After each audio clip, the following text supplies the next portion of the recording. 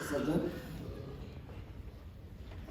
माननीय महामहिम राज्यपाल जी श्री भगत सिंह कोश्यारी जी, जो स्वयं देवभूमि से आते हैं, और उससे ज्यादा हमारा क्या सौभाग्य हो सकता है कि उन्होंने हमें आज इस कार्यक्रम को यहाँ आयोजन करने के लिए मौका दिया। तो देवभूमि के प्रतिनिधि के नाते भी, महाराष्ट्र के गवर्नर के नाते भी,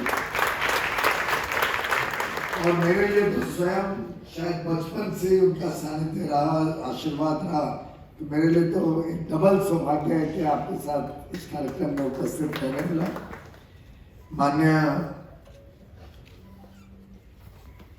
लोकेश मुनि जी, पूज्य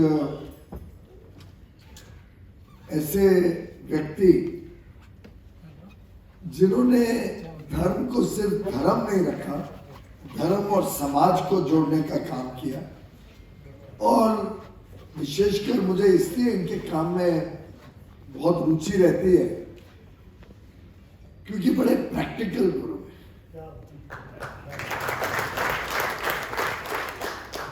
स्ट्रेस नहीं लेते हैं, ओवरडू भी नहीं करते हैं।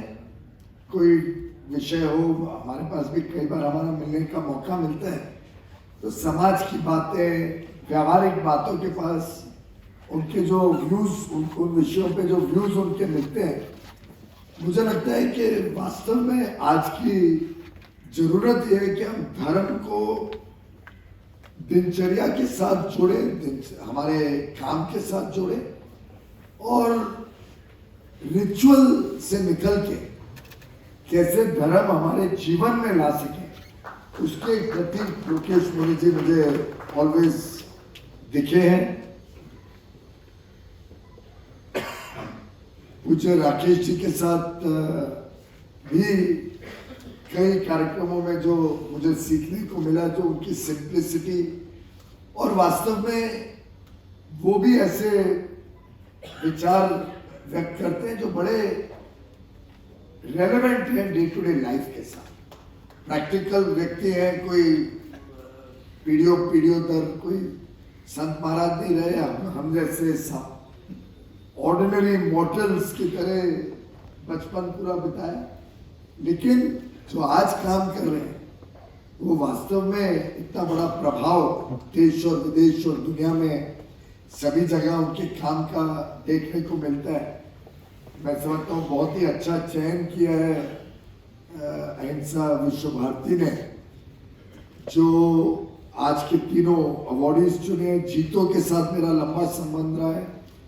जीतो ने जिस प्रकार से जैन समाज और व्यापार दोनों को जोड़ा है, वो अपने आप में अद्भुत है। ऐसा शायद ही कोई और ऑर्गेनाइजेशन होगा जो कॉमर्स और धर्म के जोड़। संजय जी के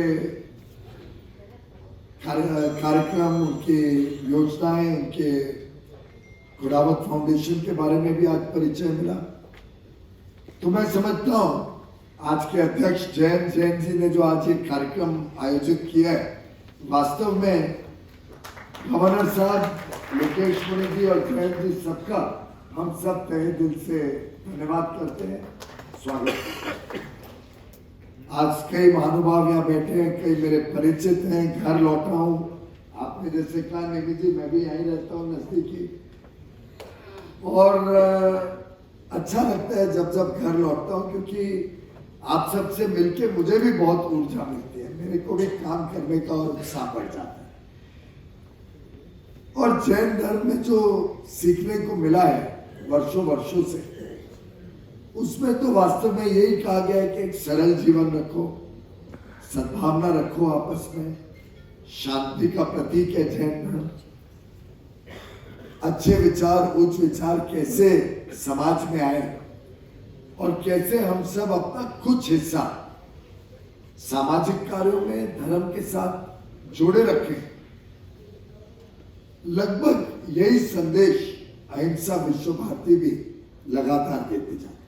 यहाँ दर्शक बैठे हैं, दर्शक भी आर्ट ऑफ लिविंग गुरुदेव के साथ मेरे ख्याल से आप IIT से हैं, मेरे ख्याल से जिंदगी भर इन्होंने अपना पूरा जीवन दिया है कि कैसे धर्म को हम सब अपने जीवन में अपनाएं और कैसे हम उससे प्रेरणा लेके अपना काम ज्यादा अच्छा करें। मैं समझता हूं कि आज के तीनों अवॉर्डीज जो है उनसे हमें क्या सीखने को मिला, क्या मैसेज हम लेके जाते हैं, वही इस कार्यक्रम की सफलता का प्रतीक बने। आखिर हम सब डे टू डे लाइफ में अपने अपने व्यापार में अपने अपने काम में पूरी तरीके से उलझे हुए हैं, बिजी हैं, काम कर रहे हैं, देश सेवा कर रहे हैं। लेकिन चाहे वो नेमी जी का काम हो, दर्शक का काम हो, लोकेश मुनि जी का काम हो, ये सब संस्थाएं क्या करती हैं? अभी अभी हमने यहाँ लैंप लाइट किया। ये लैंप में थोड़ा सा घी वगैरह तो रहा ही होगा, पर थोड़ा सा कपूर जो डाल दिया उससे एकदम तुरंत वो लाइट हो गया। एक प्रकार से सब साधु मुनि, हमारे धार्मिक गुरु, वो छोटी चिंगारी जगाने का काम करते हैं हमारे जीवन। We all know what is good, we all know what is our duty, पर कई बार हम डे टू डे लाइफ में उसको बार बार याद दिलाने की आवश्यकता, और वो काम आप सब करते हैं, जिसके लिए मैं समझता हूं हम सब सदैव आपके आभारी रहेंगे।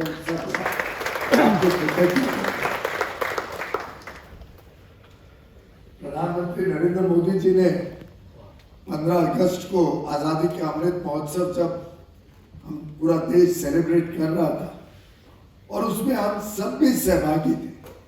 मेरे ख्याल से हर घर तिरंगा जैसा कार्यक्रम शायद ही देश ने अपने 75 वर्ष के इतिहास में कभी देखा हो। ऐसा कोई घर, ऐसा कोई दुकान, कोई फैक्ट्री नहीं रही होगी, कोई दुकान नहीं रही होगी जहां तिरंगा 15 अगस्त 2022 को ना फहराया गया। और उस दिन जो प्रधानमंत्री जी ने हम सबको एक 5 प्रण दिए, मैं समझता हूं अगर हम सब उसकी गहराई में जाए तो उनकी बात में, और चाहे लोकेश मुनि जी की बात हो, चाहे राकेश गुरुदेव जी की बात हो, चाहे श्री श्री रविशंकर जी का सीख हो, या चाहे जीतों का काम, इस सब में आपको 5 प्रण की एक झलक देखने को मिली।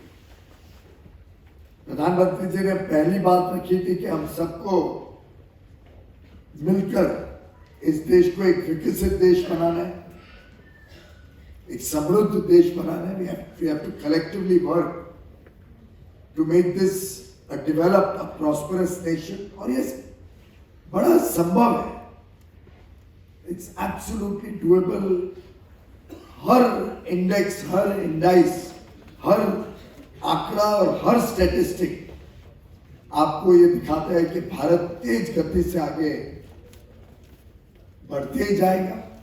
इतने बड़ी समस्याएं दुनिया में चल रही हैं, चाहे वो कोविड की महामारी हो, चाहे वो युद्ध हो यूक्रेन रशिया का, चाहे महंगाई की समस्या विश्व को तकलीफ दे रही हो, इतनी सब समस्याओं में एक bright spot recognized by the world, recognized by IMF, recognized by economists, recognized by industry leaders, by the finance world, and of course by our stock market also.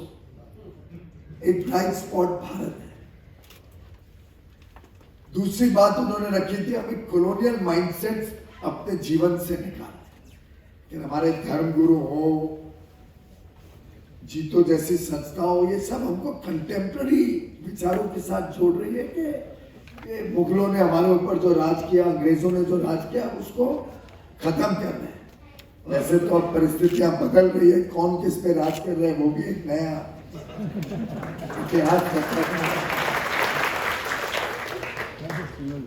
Colonial mindset हम सबको निकालना है, and every wastage, every bit of colonialism जो वो छोड़ के गए हैं, चाहे वो हमारी शिक्षा नीति में हो, चाहे वो हमारे व्यापार करने के ढंग में, उससे हमें निजात पानी है। Get rid of that.